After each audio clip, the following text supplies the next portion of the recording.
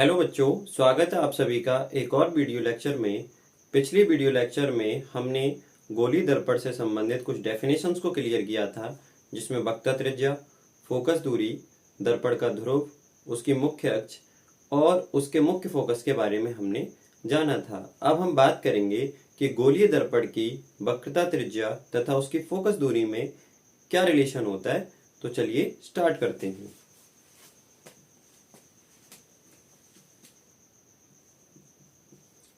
Topic है गोलीय दर्पण की फोकस दूरी एवं वक्रता त्रिज्या में संबंध।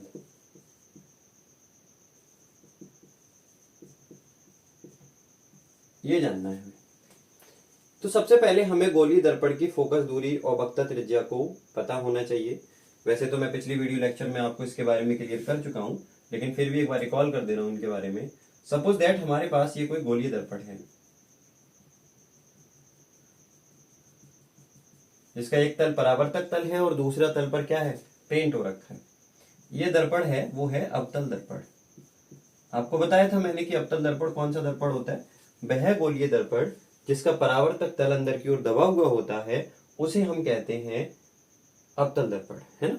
वह गोलीय दर्पण जिसका परावर्तक तल अंदर की ओर दबा हुआ होता है, उसे हम क्या कहते हैं, अवतल दर्पण कहते हैं। अवतल दर्पण के जितना परावर्तक तल होता है, उसके बीच का पॉइंट कहलाता है उसका ध्रुव, जैसे P। जिस खोखले गोले को काटकर हम दर्पण बनाते हैं, उसका कहीं ना कहीं केंद्र होगा, इसको हम कहते हैं वक्रता केंद्र C। वक्रता केंद्र जो होता है, वक्रता केंद्र, इसको बच्चों दर्शाया जाता है C से। वक्रता त्रिज्या को R से दर्शाते हैं। मुख्य फोकस को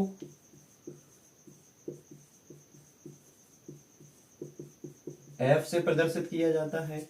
एंड फोकस दूरी की अगर मैं बात करूं, तो फोकस दूरी को स्मॉल f से रिप्रेजेंट करते हैं। ठीक है। P और C को मिलाने वाली एक रेखा क्या बताई थी मैंने, जिसे हम कहते हैं मुख्य अक्ष। मुख्य अक्ष P और C के जस्ट बीच में एक पॉइंट होता है, जिसे हम कहते हैं F, दैट इज कॉल्ड मुख्य फोकस। अब हमें यह देखना है कि दर्पण की फोकस दूरी, यानी कि P से F तक की जो दूरी है बच्चों, वो है फोकस दूरी। और P से C यानी कि ध्रुव से वक्रता केंद्र तक की जो दूरी होती है, उसे हम कहते हैं वक्रता त्रिज्या R। क्या कहते हैं, वक्रता त्रिज्या R कहते हैं। इन दोनों के बीच में क्या संबंध है, F एंड R, इन दोनों के बीच में क्या रिलेशन है, वो हमें सीखना है। तो टॉपिक क्या है कि गोलीय दर्पण की फोकस दूरी एंड वक्रता त्रिज्या में संबंध। ये पॉइंट आपको बहुत अच्छे से ध्यान रखना है। PTR, पॉइंट्स टू रिमेंबर, बहुत अच्छा पॉइंट है जो आपको ध्यान रखना है और बहुत ही ज्यादा इंपॉर्टेंट पॉइंट है।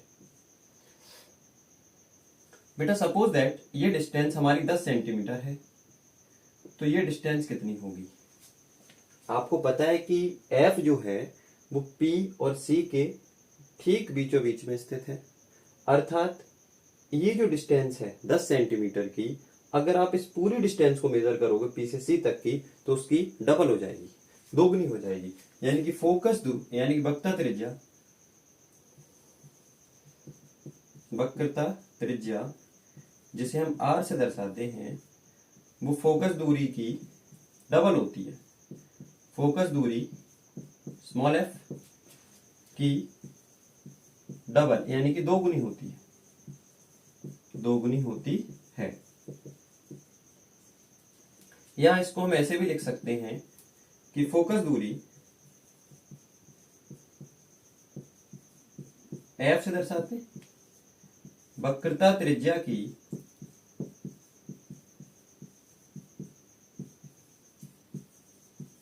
आधी होती है, वो हाफ होगी। ठीक है, आधी होती है। तो फॉर्मूला क्या बनेगा, अगर हमें R का मान निकालना है, तो एफ का क्या हो जाएगा, आर 2 गुना, तो R equal to 2 into F. या फिर ये भी कह सकते हैं हम कि एफ बराबर, एफ जो है वो आर का क्या होगा, आधा, तो आर बाई 2।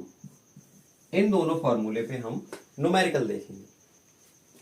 टॉपिक क्या था, गोली दर्पण की फोकस दूरी एवं वक्ता त्रिज्या में संबंध। पिछले वीडियो लेक्चर में हमने फोकस दूरी को, वक्ता त्रिज्या को, वक्रता केंद्र को, मुख्य फोकस को क्लियर किया था, आप एक बार उसको चेक कर लेना। अब हमें ये देखना है कि फोकस दूरी एफ, वक्ता त्रिज्या आर, दोनों के बीच में क्या रिलेशन होता है, क्या संबंध होता है। इस पे क्वेश्चन बहुत पूछे जाते हैं, न्यूमेरिकल्स बहुत पूछे जाते हैं। तो बच्चों ध्यान रखना है कि वक्रता त्रिज्या फोकस दूरी की दोगुनी होती है या फोकस दूरी वक्ता त्रिज्या की आधी होती है। अगर वक्ता त्रिज्या का मान 20 सेंटीमीटर है तो फोकस दूरी 10 सेंटीमीटर होगी। अगर फोकस दूरी का मान 20 सेंटीमीटर है तो वक्ता त्रिज्या 40 सेंटीमीटर होगी, वो क्या हो जाएगी, उसकी डबल हो जाएगी। अब हम ये देखते हैं कि गोली दर्पण के द्वारा प्रतिबिंब बनाने के कितने नियम हैं और उन्हें हमें कैसे अप्लाई करके प्रतिबिंब को बनाएंगे। आप इसका स्क्रीनशॉट लीजिए। अब हम देखते हैं बेटा गोलीय दर्पण के द्वारा प्रतिबिंब बनाने के नियम के बारे में। तो सबसे पहले आपको यह ध्यान रखना है कि किसी भी गोलीय दर्पण के द्वारा प्रतिबिंब जो बनता है उसको बनाने के 3 नियम होते हैं और उनमें से किन्हीं 2 नियम को अगर हम फॉलो करते हैं तो हमारा प्रतिबिंब बन जाएगा।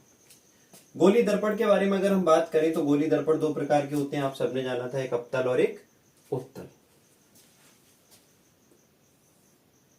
जिसका परावर्तक तल अंदर की ओर दबा हुआ होता है उसे हम कहते हैं अवतल, और जिसका परावर्तक तल बाहर की ओर उभरा हुआ होता है उसे हम कहते हैं उत्तल। ठीक है, 2 तरह के दर्पण होते हैं। अब हम पहले अवतल दर्पण के बारे में बात करते हैं कि अवतल दर्पण के द्वारा प्रतिबिंब कैसे बनता है। अवतल दर्पण द्वारा बेटा, अवतल दर्पण के द्वारा प्रतिबिंब बनाने का पहला नियम यह है कि जैसे मान लिया ये कोई हमारे सामने अवतल दर्पण था,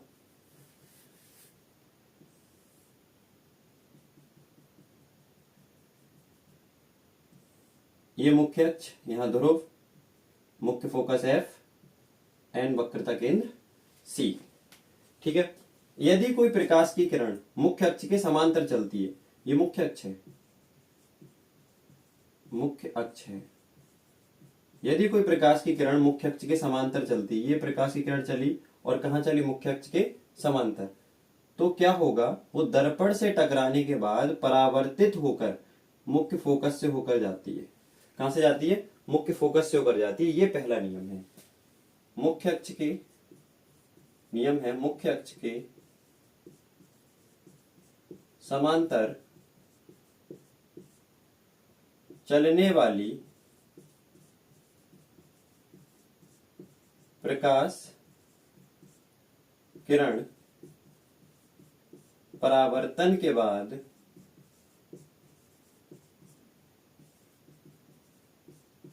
मुख्य फोकस से गुजरती है। ठीक है, पहला नियम तो ये हो गया हमारा। यदि कोई प्रकाश की किरण मुख्य अक्ष के समांतर चलती है तो दर्पण पर गिरने के बाद या उससे परावर्तन के बाद वो मुख्य फोकस से होकर जाती है। ये पहला नियम है प्रतिबिंब बनाने का। दूसरा नियम, यदि कोई प्रकाश की किरण दर्पण की वक्रता केंद्र से होकर जाती है तब क्या होता है, पी एफ सी, दर्पण की वक्रता केंद्र सी है। यदि कोई प्रकाश की किरण दर्पण की वक्रता केंद्र से होकर जाती है तो दर्पण से टकराने के बाद वो उसी मार्ग पर वापस आ जाती है, जिस मार्ग पर जाती है उसी मार्ग पर क्या हो जाती है, वापस लौट जाती है। तो इसका नियम कैसे लिखेंगे हम, दर्पण की वक्रता केंद्र से होकर जाने वाली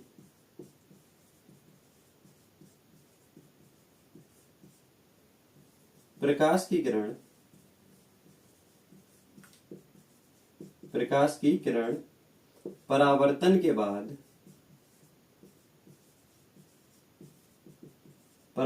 के बाद उसी मार्ग में वापस आ जाती है,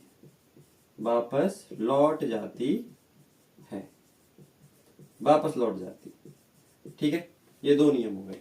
तो दूसरा नियम क्या कह रहा है? यदि कोई प्रकाश की किरण दर्पण की वक्रता केंद्र से होकर जाती है, दर्पण से परावर्तित होकर वो उसी मार्ग में वापस लौट जाती है। ठीक है, अब हम देखते हैं तीसरा नियम। तीसरा नियम क्या कह रहा है, इसको साफ कर दे रहा हूं।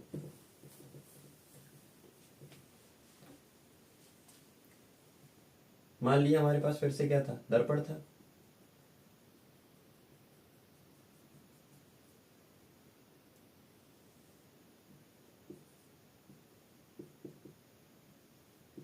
यदि कोई प्रकाश की किरण दर्पण के मुख्य फोकस से होकर जाती है, ये प्रकाश की किरण चली, दर्पण के मुख्य फोकस से होकर गई। यदि कोई प्रकाश की किरण दर्पण के मुख्य फोकस से होकर जाती है तो परावर्तन के बाद वो मुख्य अक्ष के समांतर हो जाती है, ये जाएगी, फिर मुख्य अक्ष के समांतर हो जाएगी। ये तीसरा नियम है। दर्पण की मुख्य फोकस से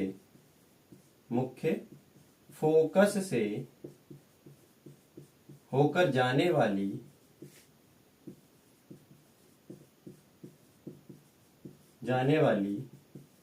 प्रकाश की किरण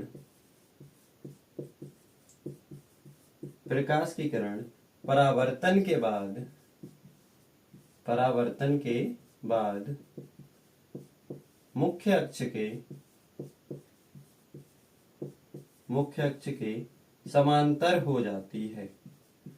मुख्य अक्ष के समांतर हो जाती है, तो बेटा ये जो तीन नियम हैं वो अवतल दर्पण के द्वारा थे। इसमें किन्हीं दो नियम को आप फॉलो करके दर्पण के द्वारा प्रतिबिंब को बना सकते हो। अब हम बात करेंगे कि उत्तल दर्पण के द्वारा कौन कौन से तीन नियम हैं जिनके द्वारा हम प्रतिबिंब को बना सकते हैं। आप इसका स्क्रीनशॉट ले लीजिए। चलिए अब हम देखते हैं कि उत्तल दर्पण के द्वारा प्रतिबिंब बनाने के क्या नियम है। उत्तल दर्पण द्वारा, अभी हमने अवतल के बारे में बात की थी। तो बेटा पहला नियम जो है वो ये है, जैसे मान लिया कोई उत्तल दर्पण था,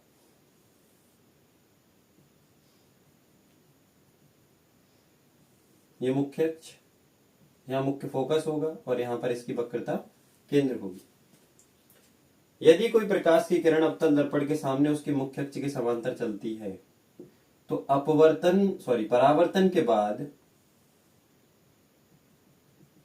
परावर्तन के बाद ऐसा प्रतीत होता है, अगर आप इस पर्टिकुलर पॉइंट से देखते हो, यहां से देखते हो, तो आपको यह आभास होगा कि ये मुख्य फोकस से आ रही थी। कोई प्रकाश की किरण दर्पण के क्या चली, मुख्य अक्ष के समांतर चलने के बाद, परावर्तन के बाद ऐसा आभास होता है कि ये दर्पण की मुख्य फोकस से आ रही थी, आती हुई प्रतीत होती है। तो पहला नियम क्या होगा, मुख्य अक्ष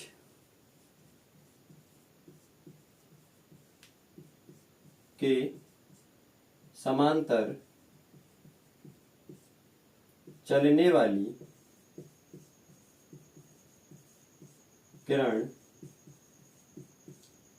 परावर्तन के बाद मुख्य फोकस से आती हुई प्रतीत होती है, ठीक है, प्रतीत होती है, ऐसा आभास होता है कि मुख्य फोकस से आ रही थी। दूसरा नियम, यदि कोई प्रकाश की किरण, ये फिर से हमने उत्तल दर्पण ले लिए क्योंकि हमें उत्तल पे स्टडी करनी है, P, F और ये C। यदि कोई प्रकाश की किरण दर्पण की वक्रता केंद्र की तरफ को जाती है तो टकराकर वहीं वापस हो जाती है। जैसा लग रहा था ये प्रकाश की किरण कहाँ जा रही थी, दर्पण की वक्रता केंद्र की ओर जा रही थी, तो दर्पण से टकराकर वापस उसी माध्यम में लौट जाती है। उत्तल दर्पण की वक्रता केंद्र की ओर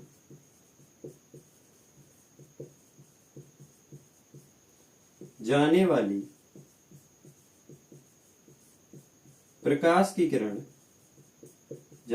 प्रकाश किरण वापस उसी मार्ग में लौट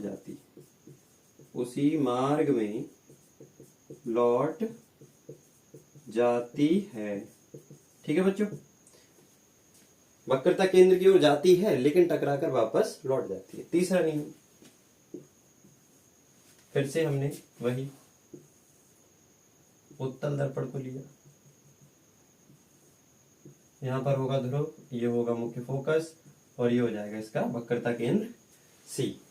यदि कोई प्रकाश की किरण उत्तल दर्पण में उसके मुख्य फोकस की ओर जाती है तो टकराकर मुख्य अक्ष के समांतर हो जाती है। क्या हुआ था, कोई प्रकाश की किरण दर्पण के मुख्य फोकस की तरफ जा रही थी लेकिन टकराकर क्या हो जाएगी, वो मुख्य अक्ष के समांतर हो जाएगी। उत्तल दर्पण की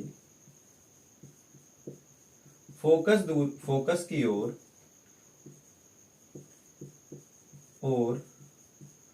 जाने वाली प्रकाश किरण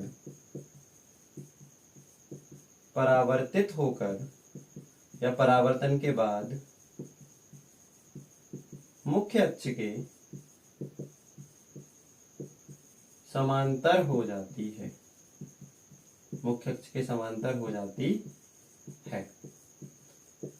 ठीक है बच्चों, हमने